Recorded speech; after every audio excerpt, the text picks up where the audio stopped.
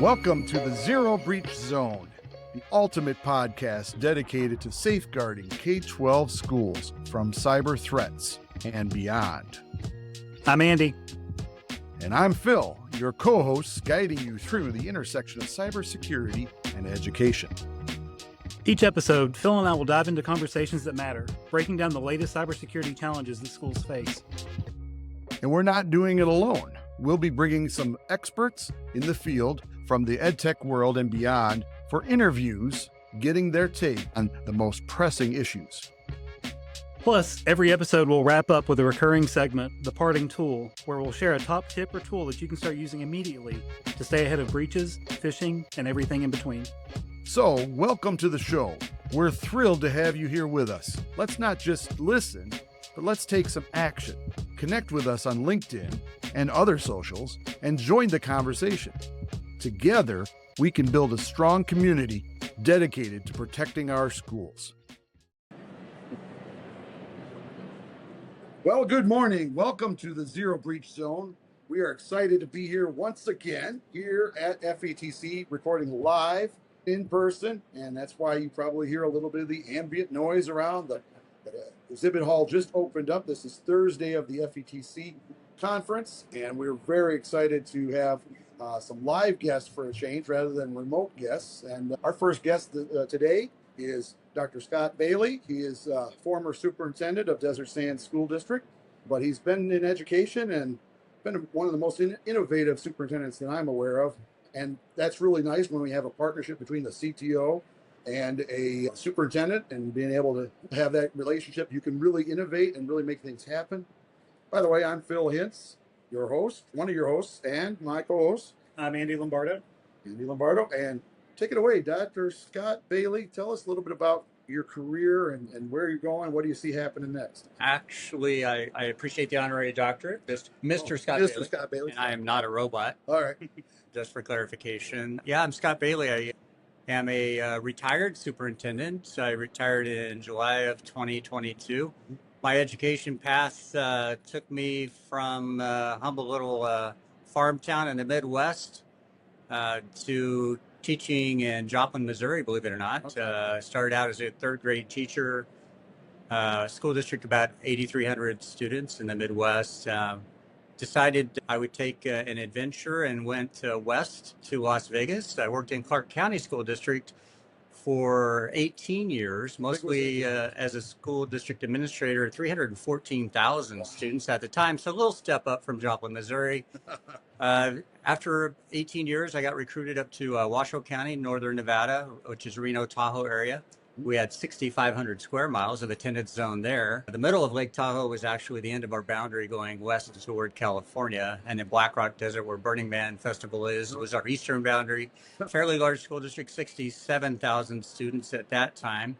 So I found myself starting my downsizing from Las Vegas, Clark County School District, to Reno, and then took the ultimate job, if you will. I had the privilege of sitting in a CAO seat, Chief Academic Officer seat in Washoe for about 8 years, all the while looking for what would be my next challenge professionally. And I found a school district in Southern California that I greatly admired for their innovative spirit.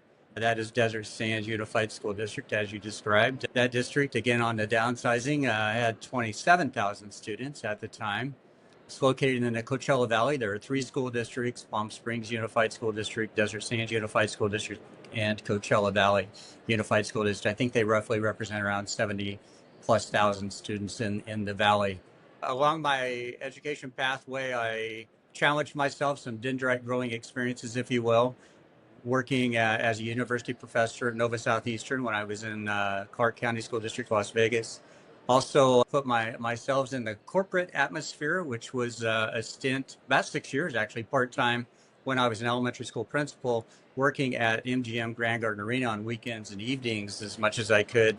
I learned a lot about employee recognition and safety preparedness. You can imagine Grand Garden Arena holding roughly 17,000 persons. We had to have emergency plans and execute those plans flawlessly. Learned a lot and have applied that to my roles in education leadership since that time.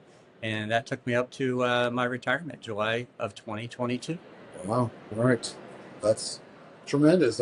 Lots of different experiences, rounded experiences, obviously. Customer service is probably at the forefront. Customer service is big. And honestly, I throw myself into those things to learn. And weightlifting, they talk about muscle confusion to try and grow strength and size and muscle. It's the same for the mind in my mind. You're always trying to, not that I want to be confused all the time, but I try to confuse myself as much as possible so I can learn how not to be confused. There you go. All right.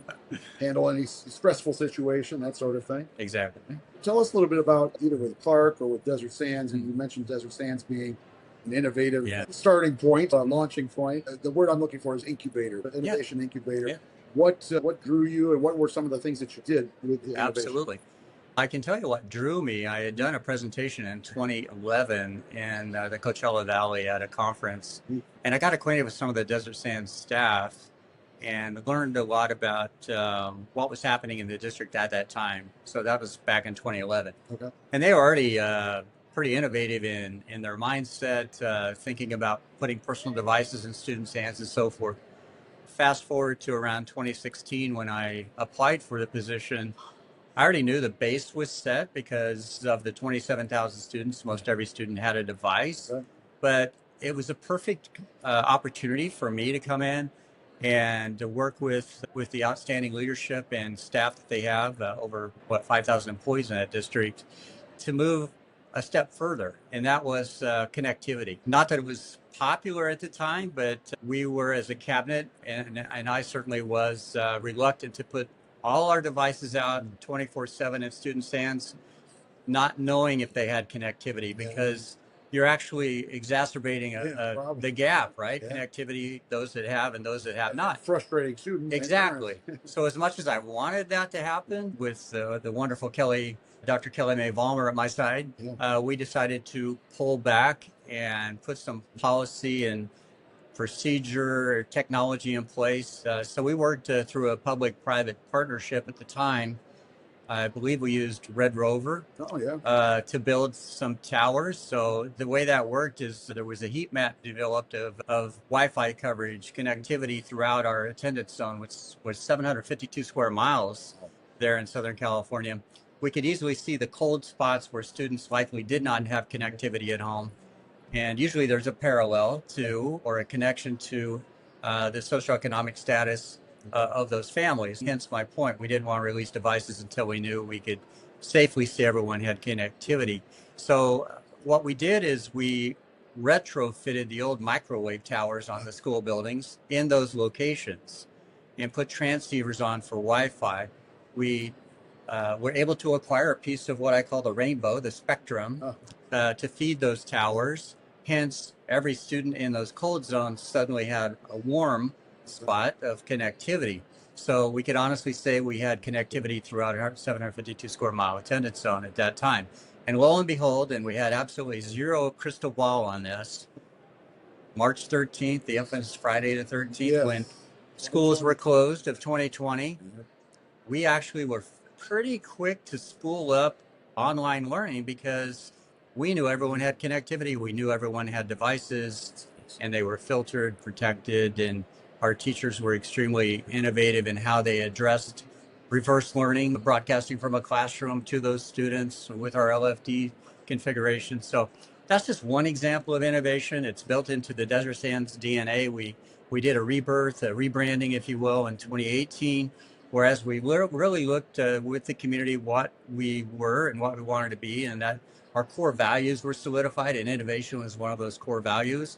Then taking that learning from MGM, believe it or not, the employee recognition program at the time was called STAR Recognition, building that into Desert Sands. So not only do we have core values, a vision and a mission, but we recognize employees. They continue to recognize employees that exhibit those values through behaviors in the community. That's an entire separate topic, the employee recognition program, but I will say that Desert Sands lives true to their values. Teachers receiving Emmys for their fine work, basically. Yes, you could say that, and well-deserved Emmys, by the way. Yeah, about it. That's awesome. Yeah. Probably not the same as Abbott Elementary or that sort of thing. But No. So Dr. Kelly, as you mentioned, Uh-huh. Kelly Vollmer, was she there prior to you getting there? Or Oh, yes, she was. Okay. All right. Yes. All right. That's awesome. Yes. I think the world of her and Yeah. her leadership. And as you well know, Yeah. she actually was a chief information and innovation officer when I was superintendent. We quickly learned that in order to move these initiatives forward, these innovative initiatives in technology and instruction, we had to join forces. What we were able to do, actually, it was through a discussion I had behind closed doors with her, like, what would be the best configuration in cabinet to put this forward at light speed? Yeah. And through that conversation, there was a suggestion that she could bring that together as a cabinet member. Like, how do we get the CIO a seat at cabinet? Yeah. Long story short, some opportunities occurred, and she became an assistant superintendent for me. Okay. She You made it happen. yeah, You broke down the silos. absolutely. We talk about that a bunch on the Yep. podcast, that it's important to have that communication Yes. as really as a tool for cybersecurity in many ways, because the intel and the knowledge and the skills to match it, and then the communication is crucial, whether you're talking about physical security or cybersecurity. Yes. And so that's a great partnership. And I hate to say it, but it's unfortunate that that's still an innovation. Yes. That should be the norm, as Yeah. opposed to It should the be. innovative practice. And hopefully, Yeah. people, our listeners, might reconsider some things, that Absolutely. how important it is to have that relationship. Yeah, it's the base, Yeah. as you've described. And the cherry on top of all this is Dr. Kelly Vollmer is now the superintendent. She's my successor, and she's just taken it to a new level. I always joke, people say, wow, she has big shoes to fill. And I'm like, no, I left my shoes there, and she has stretched them out greatly. Well, we might have to have her on to hear Yes. part two of the Oh, you Dr. should. Kelly story. You should, yes, with caution. But Well, yeah, so the amazing innovations, and I know with Coachella Valley, you probably know Daryl Adams across the way there was Yep. putting one of the first superintendents to put Wi-Fi on the school buses. I don't Exactly. know, did you guys do any of that after that, as far as to spread out your hotspots? Not on the school buses. Not on the school- During the pandemic, the Oh, that's closures, we offered library checkout connectivity devices for the households, so they could connect to our Wi-Fi in those cold spots. Yeah. But other than that, everyone had connectivity. And obviously during the pandemic, we didn't have school buses running. Yeah, But true. but throughout our attendance zone, everyone has connectivity, which is fantastic, and everyone has a device. Yeah. let's shift a little bit. Okay. So in that, if we're trying to create an innovative environment, Mm-hmm. and you are working on improving teaching and learning, and obviously academics, and trying to be successful there. And here we are at FETC. We've got a ton of vendors here that are all have some sort of product that plugs into the internet. And with that, once you have that network, you then have possibly inherent problems. So you possibly, especially with all those usernames and passwords that are out there for all those different services that you're trying to bring in and implement in the district, what's the concern that you had as a superintendent with cybersecurity? I'm glad you pointed out cybersecurity, because there are lots of concerns, obviously, that the superintendent has. Yes. Specifically cybersecurity. Exactly. Yeah. And yeah, as a superintendent, obviously there's proof that the world is round, because there's always another challenge on the horizon. And certainly the Internet of Things, yesterday's thoughts are today's biggest problem, or yesterday's best thoughts are today's biggest problems. It was great when it happened. It's great to connect people. It's great to have 24/7 learning as desired, but it does obviously expose yourself to vulnerabilities. And the longer you're exposed, the more vulnerabilities there are, because unfortunately there are what they call bad actors out there. Certainly that's going to present a challenge for a superintendent.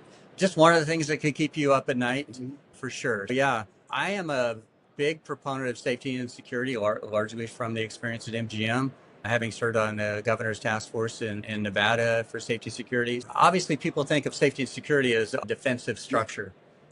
Fences, alarms, key passes. To that point, there's a unique track started this year for school safety and security at FETC.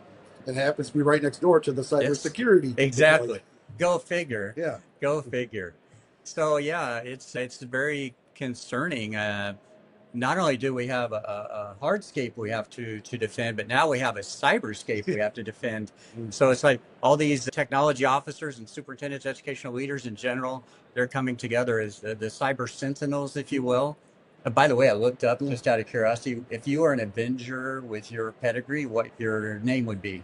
Oh, yeah? It's pretty good. Yeah, what is it? You would be TechStorm. TechStorm. Yeah, I like it. and Yeah. ChatGPT told me All that, right, so all I right. know it's true. You know it's true. All right. All right. So yeah, the mindset, TechStorm, Yeah. the mindset is to look at safety and security as holistic.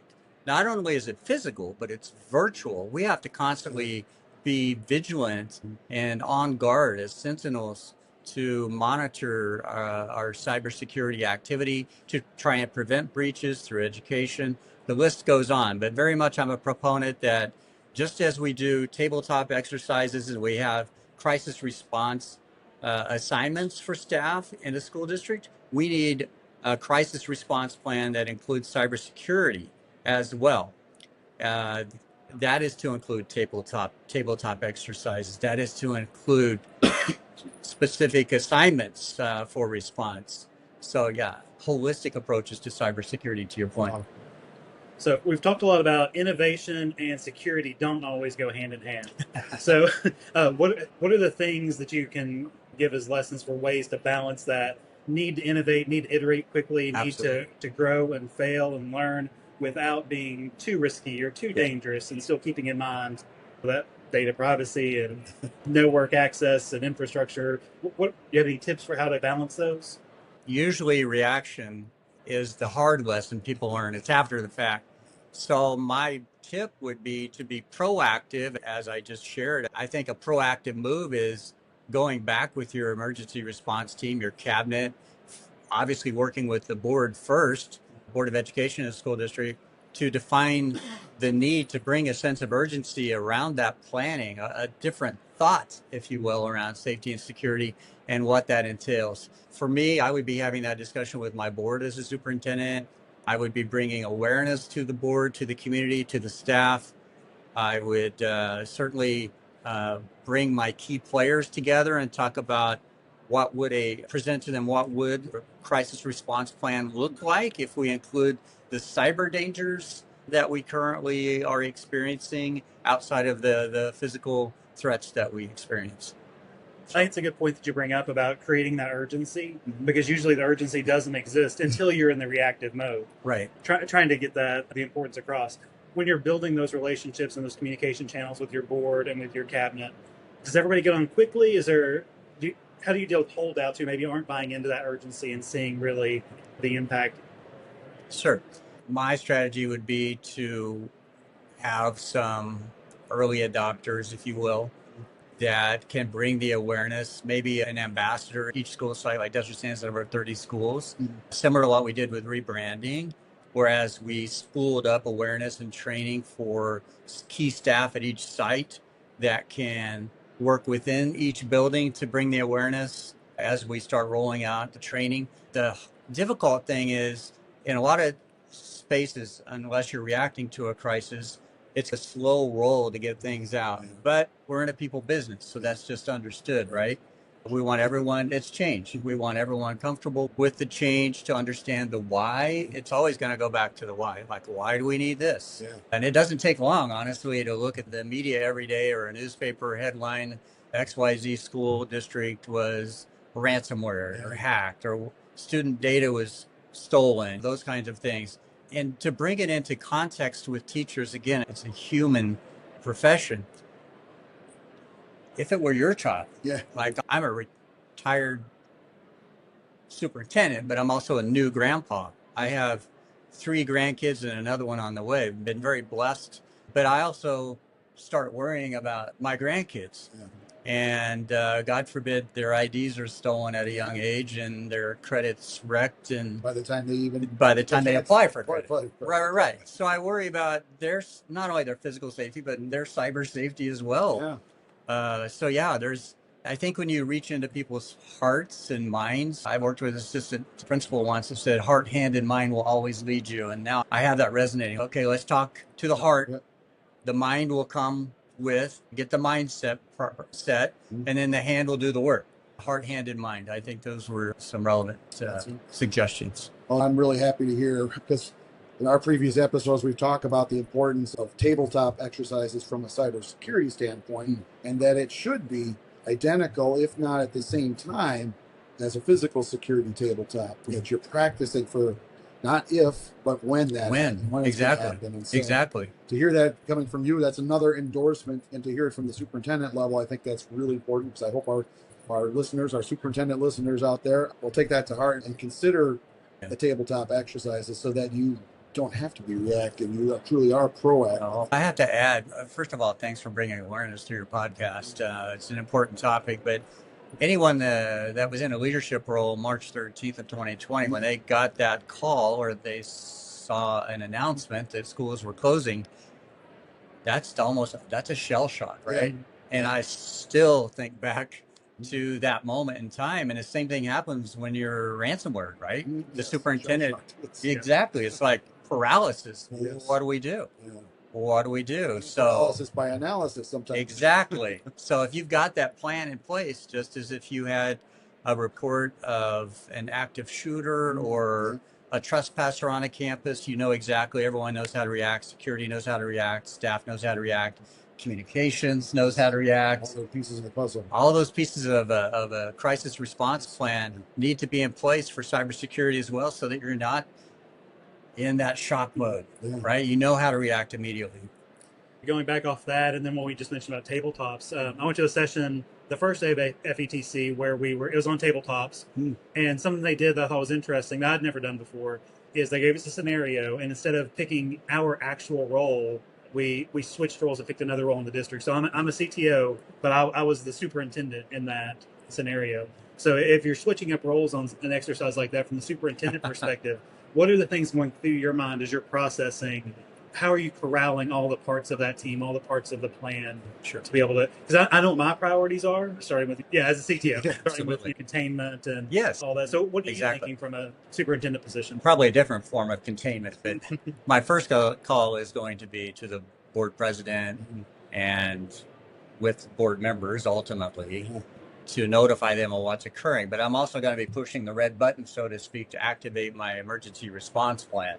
So I know that my people truly do have it, right? The people that are in charge of those specific areas know exactly what to do. Communications knows what to do in terms of a media post or communication with the local media.